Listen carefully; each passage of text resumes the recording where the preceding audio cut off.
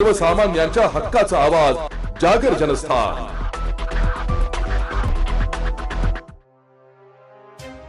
मनपा स्थायी समिती सभापती पदाची निवडणूक आज दिनांक 25 फेब्रुवारी रोजी सकाळी स्थायी समिती सभागृह महानगरपालिका राजीव गांधी भवन येथे पार पडली आहे। या निवडणुकीचे पीठासन अधिकारी तथा जिल्हाधिकारी आयुष प्रसाद यांनी निवडणूक प्रक्रियेला सुरुवात केली आहे। स्थायी समिती सभापती पदासाठी एकूण 2 उमेदवारांनी नामनिर्देशन पत्र दाखल केले होते। माघारीसाठी देण्यात आलेल्या मुदतीत राष्ट्रवादीचे नगरसेवक मुकेश शहाणे यांनी आपली उमेदवारी मागे घेतली आहे। त्यामुळे मच्छिंद्र सानप यांची स्थायी समिती सभापतीपदी बिनविरोध निवड झाल्याची घोषणा पीठासन अधिकारी आयुष प्रसाद यांनी केली आहे। नवीन सभापती म्हणून निवड झाल्याबद्दल जिल्हाधिकारी आयुष प्रसाद यांनी मच्छिंद्र सानप यांचे अभिनंदन केले। यावेळी महापौर हिमगौरी आहेरडके, उपमहापौर विलास शिंदे, आमदार देवयानीताई फरांदे, महाडाचे अध्यक्ष रंजन ठाकरे, भाजपा गटनेते श्याम बडवते, शिवसेना गटनेते अजय बोरस्ते तसेच स्थायी समिती सदस्यांनी व नगर सचिव मदन हरिश्चंद्र यांनी सभापती मच्छिंद्र सानप यांचे अभिनंदन करून पुढील कार्यकाळासाठी शुभेच्छा दिल्या। सभापती मच्छिंद्र सानप यांनी सर्व सदस्यांच्या सहकार्याने पारदर्शक व लोकाभिमुख कार्य करण्याचा संकल्प व्यक्त करून सिंहस्थ कुंभमेळा यशस्वी करण्यासाठी सर्वतोपरी प्रयत्न करणार असल्याचं सांगितलंय। माघार घेण्याची वेळ आता संपली असं जाहीर करण्यात येतं। 11:22 मिनिटांनी माघार घेण्याची वेळ संपली। उमेदवारी अर्ज माघार घेण्यासाठी 15 मिनिटाची वेळ देण्यात आली होती। त्या 15 मिनिटची वेळमध्ये शहाणे मुकेश दिलीप यांनी आपलं नामनिर्देशन अर्ज माघार घेतलेला आहे। त्या माघारीवर कुठल्या प्रकारची ऑब्जेक्शन नसल्यामुळे त्यांची माघारची अर्ज स्वीकारण्यात आलेली आहे। आता एकमेव कॅन्डिडेट आपल्याकडे आहे। त्यांच्या उमेदवारी अर्ज आपले जो 2060 नियम 6(1) अंतर्गत उमेदवारी अर्ज माघारीनंतर सभापती स्थायी समिती पदाच्या निवडणुकीसाठी सानप मच्छिंद्र बाळासाहेब या एकमेव उमेदवार अर्ज शिल्लक राहिलेली त्याला सभापती स्थायी समिती या पदाचे बिनविरोध निवड झालेली असं जाहीर करण्यात येत आहे। श्री सानप मच्छिंद्र बाळासाहेब यांना निवड झाली असं जाहीर करण्यात येत आहे। जागर जनस्थानसाठी प्रतिनिधी संदीप नवसे, नाशिक।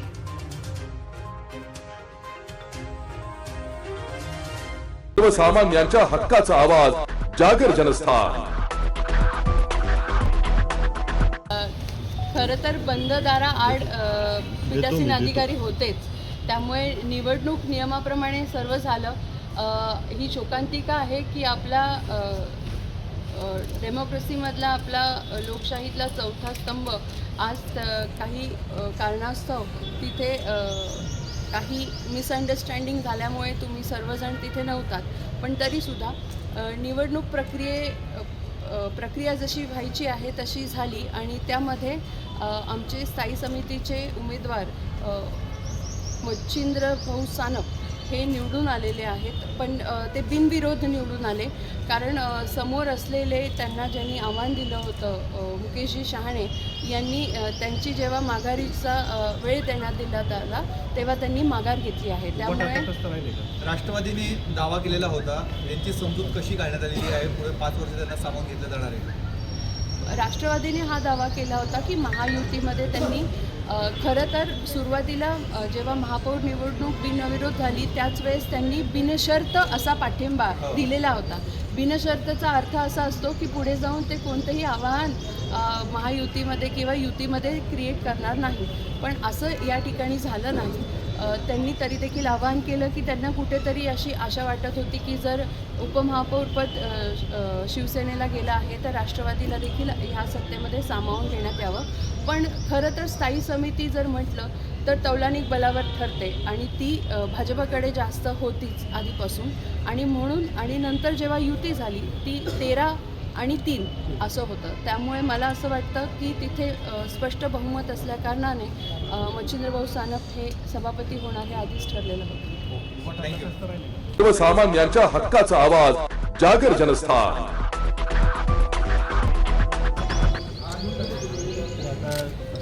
प्रशासनाने प्रशासनाचं काम होतं त्याच्यात मला काय मी आपली दिलगिरी व्यक्त करतो सर्वांची। महापालिका प्रशासनाची या पुढच्या काळात होणार नाही किंवा ज्या सुरक्षारक्षकांनी पत्रकारांना धक्काबुक्की केली, दमदाटी केली, त्यांच्यावर काही कारवाई करणार का? सूचना देऊन त्यांना सुद्धा काळजी बंद दाराआड कशा पद्धतीने ही निवडणूक प्रक्रिया पार पडली?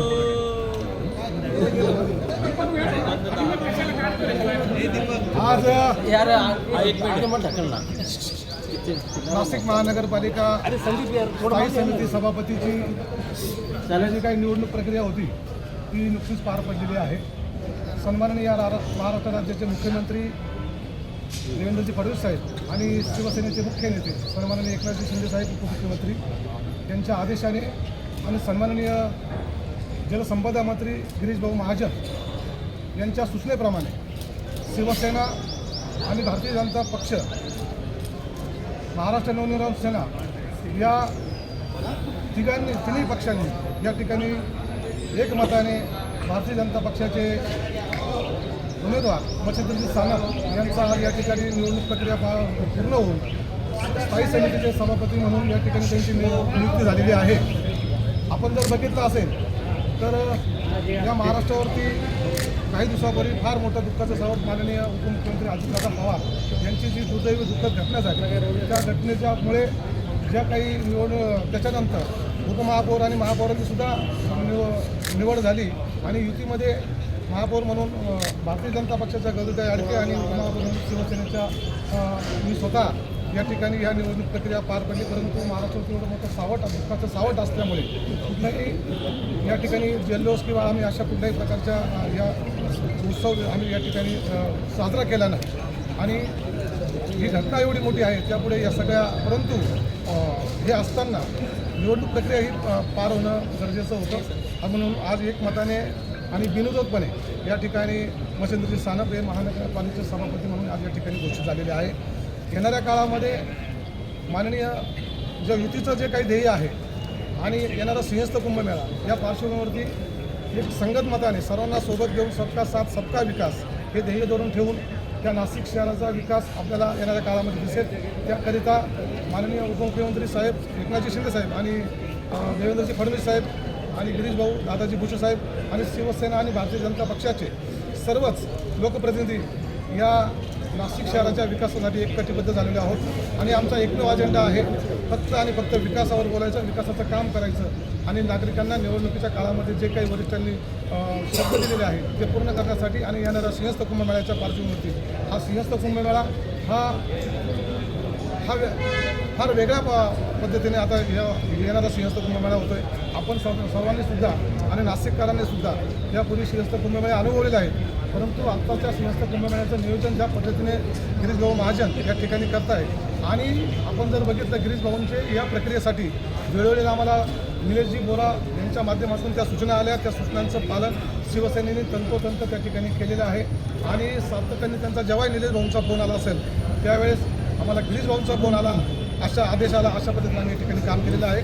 म्हणून ही प्रक्रिया अतिशय पारदर्शी पद्धतीने आणि युतीचा धर्म पाळून या ठिकाणी पार पडलेली आहे.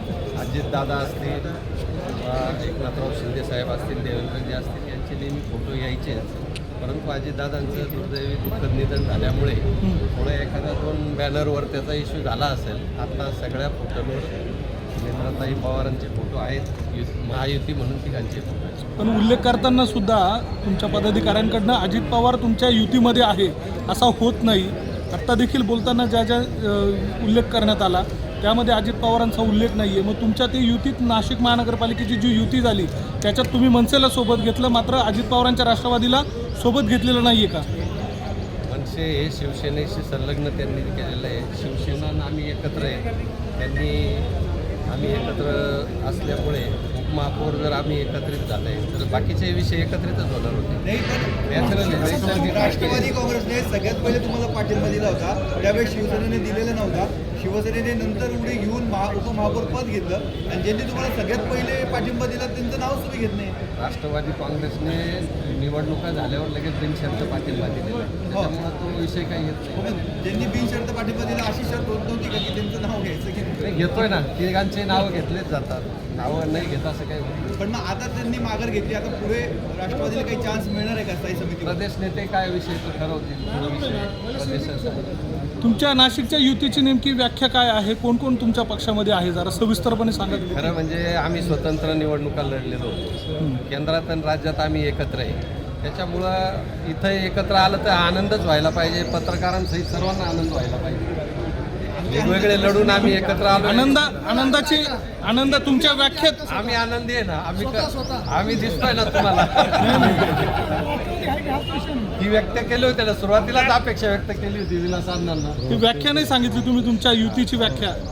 त्याची व्याख्या निवडणूक लढल्यानंतर एकत्र आलोय म्हणजे एकत्रच राहणार. विषय येतो विकासाच्या मुद्द्यावर सर्व एकत्र आहे. सर्वसामान्यांच्या हक्काचा आवाज जागर जनस्थान. च्या आदेशानुसार काल माझी आमचा कुठलाही निरोप आल्याशिवाय काही माघारी घ्यायची नाही. परंतु आता वर्षांचं बोलणं झाल्यानंतर वर्षांच्या आदेशानुसार वर्षांचा फोन आला का आपण विकासासाठी माघार घेतली पाहिजे असं वर्षांचं एकमताने बोलणं झालं असेल त्या पद्धतीने त्यांचा निरोप आला. आणि मी आज तटकरे साहेब असतील, भुजबळ साहेब असतील यांच्या आदेशानुसार मी आज फॉर्म मागा घेतला आहे. ते वर्षांचं काहीतरी बोलणं झालेलं असेल त्याच्याशिवाय माघारी घ्यायला लावणार नाही. परंतु विकासाची दूरदृष्टी ठेवून वरिष्ठांनी हा निर्णय घेतलेला आहे. चारच नगरसेवक असताना कुठल्या भरोश्यावर तुम्ही निवडणुकीला सापडतात होते? संख्याबळच नव्हतं तुमच्याकडे? संख्याबळ जरी नसलं परंतु महायुतीचं घटक पक्ष म्हणून राष्ट्रवादी पक्ष आहे. तुम्ही बघितलं असेल महापौर त्यांच्याकडे दिलं, शिंदे सेनेकडं उपमहापौर दिलं. तर स्थायी समिती ही युतीला सामावून घेण्यासाठी वरिष्ठांनी मुख्यमंत्र्यांकडे विनंती केली होती. परंतु त्यांचा काय निर्णय झाला असेल त्या निर्णयानुसार मला त्यांनी आत्ता माघार घ्यायला लावली. त्यानुसार आपण माघार घेतलेली आहे. महापौरांचं असं म्हणणं आहे की बिनशर्त पाठिंबा दिला होता, तर मग नंतरच्या काळामध्ये अशा कुठल्या अटी शर्तींचा मुद्दा येत नाही.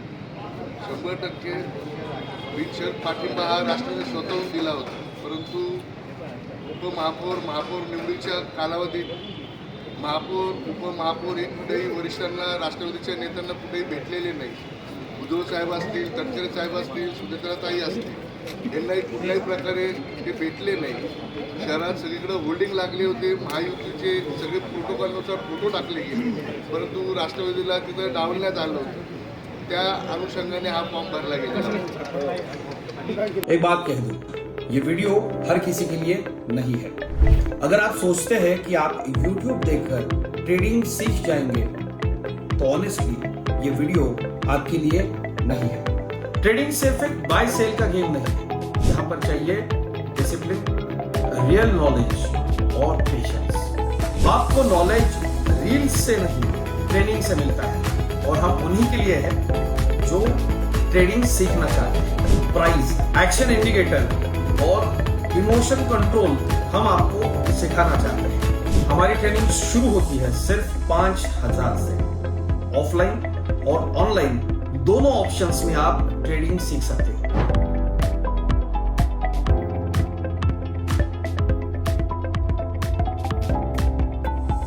अगर 5,000 इन्वेस्ट करने में प्रॉब्लम है तो फिर ट्रेडिंग में करियर करने का आइडिया छोड़ दीजिए. अगर आप सीरियस हो, ट्रेडिंग के स्किल को बिल्ड करना है, साइड इनकम बनाना है, आपका फ्यूचर सिक्योर करना है, तो स्टॉल मत करो. फॉर्म भरिए, ट्रेनिंग लीजिए और सही तरीके से ट्रेडिंग के अपने स्किल्स को बेटर कीजिए. और स्क्रॉल करने वालों का क्या है, वो तो शॉर्टकट ढूंढ ही लेंगे. मार्केट उनका भी ख्याल रख लेंगे. सर्वसामान्यांच्या हक्काचा आवाज जागर जनस्थान.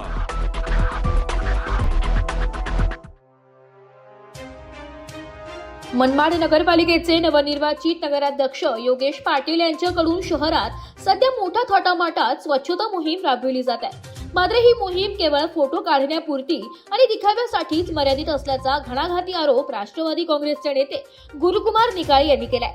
निकाळे यांनी प्रसिद्धी पत्रकात म्हटलंय की नगराध्यक्ष योगेश पाटील ज्या हनुमाननगर प्रभागातून निवडून येतात व सध्या त्यांचे लहान बंधू निवडून आले तिथे स्वच्छतेचे धिंडवडे निघाले. या प्रभागातील सार्वजनिक गाड्यांची अवस्था अत्यंत दयनीय झाली असून त्याला सध्या कचराकुंडीचे स्वरूप प्राप्त झाले. जे लोकप्रतिनिधीला आपल्या स्वतःच्या प्रभागातील गार्डनची निगा राखता येत नाही त्यांनी संपूर्ण शहराच्या स्वच्छतेचा दावा करणे हास्यास्पद आहे. शहरातील इतर गार्डनचीही बिकट अवस्था झाली असून केवळ हनुमान नगरच नव्हे तर शहरातील पालिकेच्या अखत्यारीत येणाऱ्या बहुतांश गार्डनची हीच परिस्थिती आहे. लाखो रुपये खर्च करून तयार केलेली ही उद्याने आज घाणीच्या विळख्यात सापडली आहे. शहरात ठिकठिकाणी कचऱ्याचे ढीग साचले असून दुर्गंधीमुळे नागरिकांचे आरोग्य धोक्यात आले. प्रशासकीय अकार्यक्षमतेवर टीका करत निकाळे यांनी म्हटले की नगराध्यक्षांनी सोशल मीडियावर प्रसिद्धी मिळवण्यासाठी राबवलेली ही मोहीम म्हणजे मनमाडच्या जनतेची फसवणूक आहे. जर शहरात खरोखरच स्वच्छता करायची असेल तर केवळ मुख्य रस्त्यांवर झाडू मारून चालणार नाही तर अंतर्गत वस्त्या आणि बागांची दुरवस्था सुधारणे आवश्यक आहे, असेही निकाळे यांनी नमूद केले. शहरातील स्वच्छतेचा प्रश्न तातडीने मार्गी न लागल्यास आणि गार्डनची दुरवस्था न सुधारल्यास राष्ट्रवादी काँग्रेसच्या वतीने तीव्र आंदोलन छेडण्याचा इशारा गुरुकुमार निकाळे यांनी दिलाय. काय सांगाल, मनमाड शहरात स्वच्छता मोहीम राबवली जात आहे नगराध्यक्षांकडनं, मात्र त्यांच्या स्वतःच्या वार्डात वाईट अवस्था आहे. मनमाड शहराचे प्रथम नागरिक योगेश भाऊ पाटील हे निवडून आल्यानंतर मनमाड शहरामध्ये स्वच्छता मोहिमेच्या नावाखाली जो सपाटा लावलेला आहे ते बघत असताना बबलू भाऊ ज्या वार्डातून निवडून यायचे त्या वार्डामधील हे जे गार्डन आहे तुम्ही बघू शकता, या गार्डनची अतिशय कचराकुंडीपेक्षाही वाईट अवस्था झाली. या ठिकाणी राहणाऱ्या नागरिकांच्या आरोग्याचा धोका निर्माण झाला आहे. काल परवाच बबलू भाऊ पाटील यांनी कैकाडी महाराज उद्यानामध्ये जाऊन स्वच्छता मोहीम राबवली असं मी वर्तमानपत्र आणि त्यांच्या फेसबुक सोशल मीडिया अकाउंटवरती बघितलं. पण मला हे सांगावंसं वाटतं आहे की त्यांचा जो वार्ड आहे हनुमाननगर, या वार्डामध्ये हे जे गार्डन आहे या गार्डनची अतिशय दयनीय अवस्था झालेली आहे. कचराकुंडीचं या ठिकाणी स्वरूप आलेलं आहे. स्वतःची पाठ थापटून घेण्याचा कुठेतरी प्रयत्न आहे.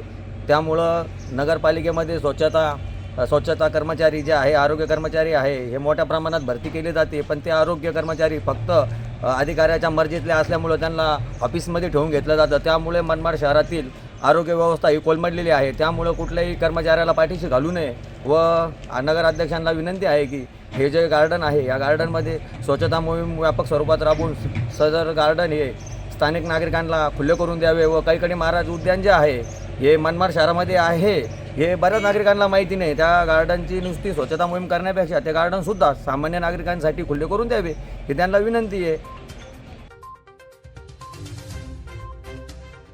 जागर जनस्थानसाठी प्रतिनिधी आमीन शेख, मनमाड. सर्वसामान्यांच्या हक्काचा आवाज, जागर जनस्थान.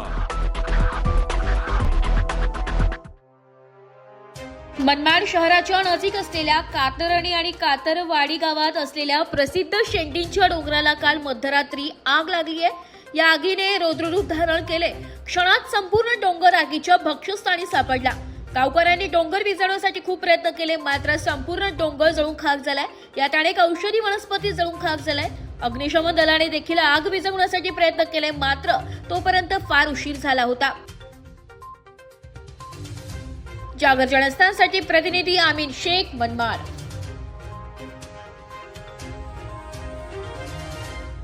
एक बात कह दूं, ये वीडियो हर किसी के लिए नहीं है.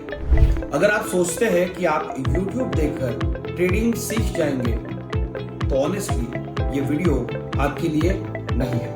ट्रेडिंग सिर्फ एक बाय सेल का गेम नहीं है. यहाँ पर चाहिए डिसिप्लिन, रियल नॉलेज और पेशेंस. आपको नॉलेज रील्स से नहीं ट्रेनिंग से मिलता है और हम उन्हीं के लिए हैं जो ट्रेडिंग सीखना चाहते हैं. प्राइस, एक्शन इंडिकेटर और इमोशन कंट्रोल हम आपको सिखाना चाहते हैं. हमारी ट्रेनिंग शुरू होती है सिर्फ 5,000 से. ऑफलाइन और ऑनलाइन दोनों ऑप्शंस में आप ट्रेडिंग सीख सकते हैं.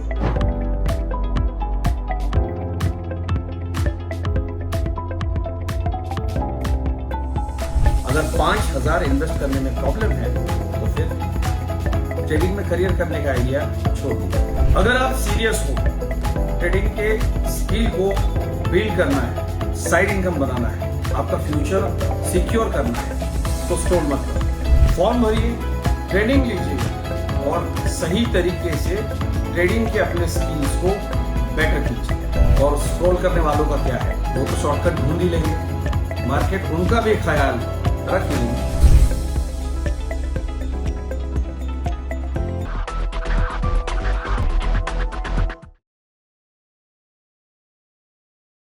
सर्वसामान्यांच्या हक्काचा आवाज, जागर जनस्थान। नंबर ब्लॉक केल्याच्या रागातून प्रियकराने मित्रांना सांगून युवतीवर तिखट फेकत अपहरणाचा प्रयत्न केल्याची धक्कादायक घटना नाशिकमधून समोर येते। प्रियसीने ब्लॉक केल्याच्या रागातून प्रियकराने मित्रांना तिच्या मागावर पाठवत डोळ्यात मिरचीची पूड टाकली, तिचे अपहरण करत हल्ला केल्याचा प्रकार कामगार नगर येथे घडलाय। सातपूर पोलीस ठाण्यात गुन्हा दाखल करण्यात आला असून संशयित प्रियकराला अटक करण्यात आली आहे। संशयित आनंद राजभर याच्या सोबत प्रेम संबंध होते। घरच्यांनी लग्नास नकार दिल्याने युवतीने संशयितासोबत संबंध तोडले होते, त्यामुळे तिने त्याचा मोबाईल नंबरही ब्लॉक केलाय। संशयिताचा संपर्क होत नसल्याने त्याचा राग अनावर झाला होता। माझी नाही तर दुसऱ्या कोणाचीही होऊ देणार नाही या विचारात त्याने रागातून 3 मित्रांना युवतीच्या मागावर पाठवलंय। तिघांना दुचाकीने तिच्यावर पाळत ठेवण्यास सांगितलं, कुठेही दिसली तर प्राणघातक हल्ला करण्यास सांगितले होते। सायंकाळी 6:30 वाजेच्या दरम्यान युवती कामगार नगर येथे किराणा दुकानात आली असता दुचाकीवरील 3 संशयितांनी युवतीला रस्त्यात अडवलं, तिच्या डोळ्यात मिरची पूड टाकून हल्ला केला। काही नागरिकांनी संशयितांना पकडण्याचा प्रयत्न केला असता संशयितांनी नागरिकांना शिवीगाळ करत युवतीला पकडून अपहरण करण्याचा प्रयत्न केला। पोलिसात तक्रार दिल्यानंतर तपास करत संशयित राजभर याला अटक केली आहे। 3 संशयितांचा शोध सुरू आहे। जागर जनस्थानसाठी प्रतिनिधी भूषण जैन, नाशिक। एक बात कह दूं, ये वीडियो हर किसी के लिए नहीं है। अगर आप सोचते हैं कि आप YouTube देखकर ट्रेडिंग सीख जाएंगे तो ऑनेस्टली ये वीडियो आपके लिए नहीं है। ट्रेडिंग सिर्फ एक बाय सेल का गेम नहीं है, यहाँ पर चाहिए डिसिप्लिन, रियल नॉलेज और पेशेंस। आपको नॉलेज रील्स से नहीं ट्रेनिंग से मिलता है और हम उन्हीं के लिए हैं जो ट्रेडिंग सीखना चाहते हैं। प्राइस, एक्शन इंडिकेटर और इमोशन कंट्रोल हम आपको सिखाना चाहते हैं। हमारी ट्रेनिंग शुरू होती है सिर्फ 5,000 से। ऑफलाइन और ऑनलाइन दोनों ऑप्शंस में आप ट्रेडिंग सीख सकते हैं।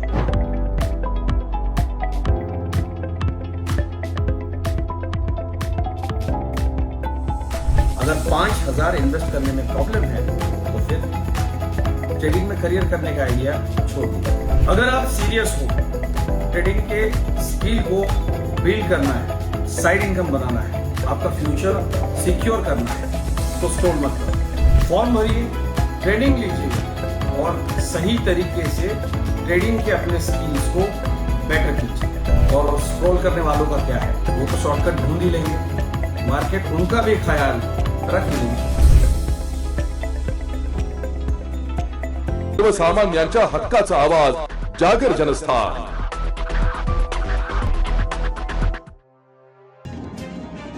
होळीच्या सणाची चाहूल लागताच धुळे जिल्ह्यातील शिरपूर तालुक्यातील सुळे गावात पारंपरिक भोंगऱ्या बाजाराला अभूतपूर्व उत्सवात सुरुवात झाली आहे।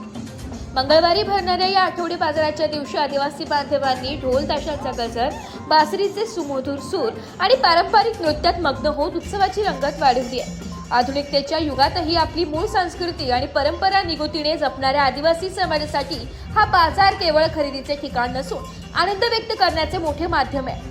सकाळपासूनच परिसरातील गावांमधून तरुण तरुणी पारंपरिक पोशाख परिधान करून सजवलेल्या बैलगाड्या आणि इतर वाहनांमधून बाजारात दाखल झाले होते।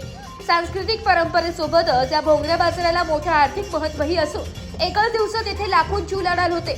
होळीसाठी लागणारे साहित्य जसे की डाळ्या, फुटाणे, साखरेचे कंगणहार तसेच वस्त्रालंकार खरेदी करण्यासाठी आदिवासी महिलांनी मोठी गर्दी केली होती। यामुळे गावातील रस्ते गर्दीने फुलून गेले होते।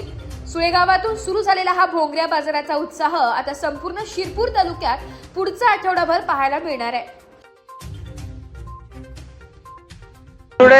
सरपंच रवींद्र पावरा, मंगळवार आमचा भोंगऱ्या बाजार आहे आणि होळी निमित्ताने आम्ही हा साजरा करतो. आणि बाहेर गावाहून आमचे मजूर वर्ग भोंगऱ्यासाठी दूर दूरून आमच्या भोंगऱ्या हाट आणि होळी सण साजरा करण्यासाठी येत असतात.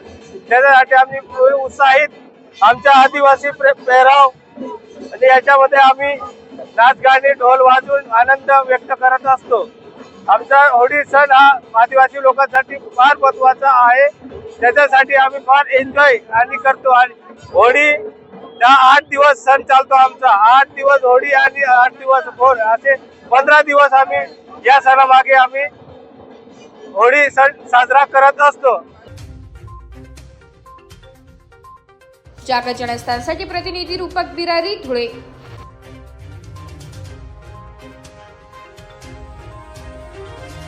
सर्वसामान्यांच्या हक्काचा आवाज, जागर जनस्थान.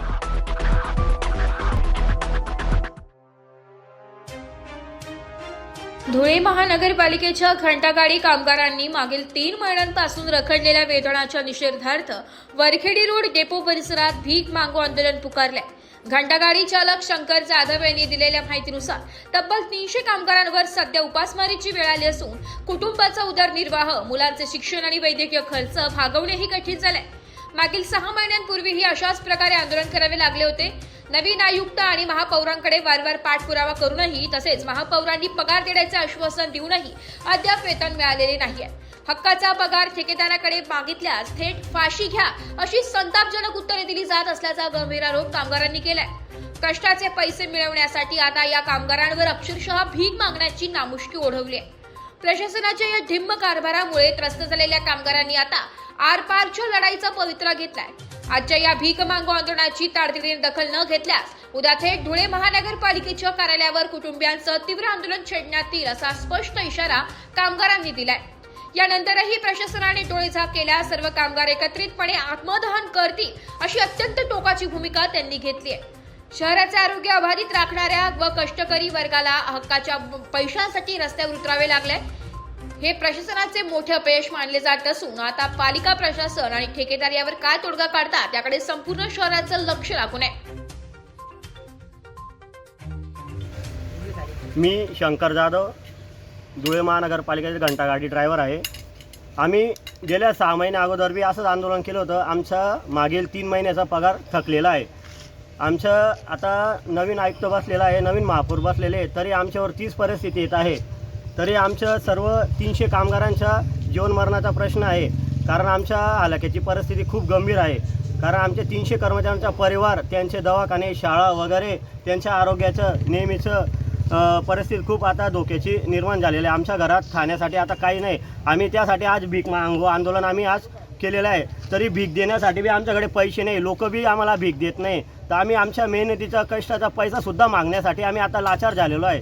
आम्ही आता न्याय मागायचा कोणाकडे. नवीन आयुक्त आला तर आम्हाला आज एक आशा होती का आम्हाला लवकरात लवकर पेमेंट मिळेल, पगार वेळेवर मिळेल, पण तेही काही भेटलं नाही. प्रशासन गेले, आता महापौर आले. आता महापौरांना बी आम्ही सोमवारी हे जे निवेदन दिलं, महापौरांना बी सांगितलं का सोमवारी हे तुमचं पगाराचं करतो, पण महापौरांनी सुद्धा आता काय केलं नाही. तर महापौरांना आम्हाला एक विनंती का तुम्ही लवकरात लवकर आमचं मागील 3 महिन्याचं वेतन लवकरात लवकर देण्यात यावा. अन्यथा नाही तर आम्हाला आता महानगरपालिकेत जाऊन आता आत्मदहनाचा इशारा द्यावा लागेल. ठेकेदार आम्हाला पगार विचारण्यासाठी आम्ही ठेकेदाराकडे जावा, तर ठेकेदार सांगतो आता आम्ही फाशी घ्यायची. जर ठेकेदार जर असं उत्तर देत असेल तर मग आम्ही गरीब कामगारांनी करायचं काय. तर त्यासाठी आता आम्ही भीक मागू आंदोलन तयार. आता आम्ही हे आंदोलन इथं करतोय. तर आज जर आमची दखल घेतली गेली नाही तर उद्या आम्ही धुळे महानगरपालिकेच्या कार्यालयात जाऊन हे आंदोलन करणार आहे. आणि याच्यापेक्षा तीव्र स्वरूपाचे आंदोलन आम्ही करणार. पूर्ण आमच्या परिवारासहित आम्ही तिथं बसणार आहे. आणि त्याच्या व्यतिरिक्त सुद्धा आमची दखल घेतली नाही तर आम्ही आत्मदहनाचा आम्ही तिथं इशारा देऊ. जागर जनस्थानसाठी प्रतिनिधी रूपक बिरारी, धुळे.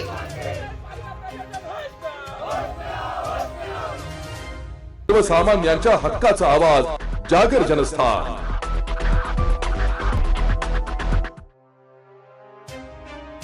धुळे कृषी उत्पन्न बाजार समितीच्या आठवडे बाजारात गुरांची मोठ्या प्रमाणात खरेदी विक्री झाली आहे. धुळे बाजार समितीत महाराष्ट्रासह गुजरात आणि मध्य प्रदेशातील व्यापारी जनावरांच्या खरेदी विक्रीसाठी येतात. साहजिकच धुळे बाजार समितीत दुभत्या जनावरांची मोठ्या प्रमाणात खरेदी विक्री होते. धुळे तालुक्यासह जिल्ह्यातील बहुसंख्य शेतकरी शेतीला जोडधंदा म्हणून दुग्ध व्यवसाय करतात. म्हणूनच मंगळवारी आठवडे बाजारात बहुसंख्य शेतकऱ्यांनी दुभत्या जनावरांची खरेदी केली आहे. नकाळे येथील शेतकऱ्यांनी 18 लिटर दूध देणारी गाय 70,000 रुपयात खरेदी केली आहे. शेतीला जोडधंदा म्हणून आम्ही दुग्ध व्यवसाय करतो असंही या शेतकऱ्यांनी सांगितलंय. दादा काय सांगणार तुम्ही धुळे कृषी उत्पन्न बाजार समितीत काय खरेदी केलेलं आहे, काय सांगणार? काय खरेदी केली वार मंगळवार होता आणि कारण की शेतीला जोड धंदा लागावा म्हणून दूध व्यवसाय चालू केलेला खरेदी केलेली आहे. तरी पण मार्केट भावानुसार आणि दुधाचे भाव आणि डेटचे भाव वाढल्यामुळे तरी काय परवडत नाही, पण हा शेती लागत धंदा आहे म्हणून ते आपण केलेली सुरुवात आता बघू. साधारणतः काय किंमत आहे गायची सांगितलं त्यांनी 1 लाख रुपये, त्यांनी भाऊने आपल्याला दिले 80,000 मध्ये ते व्यवहार झालेला आहे. दूधची गॅरंटी दिली 9 लिटरची, पण अजून त्याला जर वाढेल अजून चालू ताजी जमली की ना.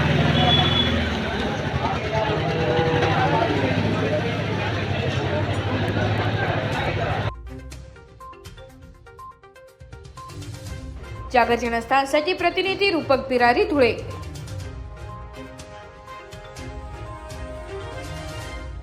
एक बात कह दूं, ये वीडियो हर किसी के लिए नहीं है. अगर आप सोचते हैं कि आप YouTube देखकर ट्रेडिंग सीख जाएंगे, तो ऑनेस्टली ये वीडियो आपके लिए नहीं है. ट्रेडिंग सिर्फ एक बाय सेल का गेम नहीं है. यहाँ पर चाहिए डिसिप्लिन, रियल नॉलेज और पेशेंस. आपको नॉलेज रील्स से नहीं, ट्रेनिंग से मिलता है, और हम उन्हीं के लिए हैं जो ट्रेडिंग सीखना चाहते हैं. प्राइस, एक्शन इंडिकेटर और इमोशन कंट्रोल हम आपको सिखाना चाहते हैं. हमारी ट्रेनिंग शुरू होती है सिर्फ 5,000 से. ऑफलाइन और ऑनलाइन दोनों ऑप्शंस में आप ट्रेडिंग सीख सकते हैं.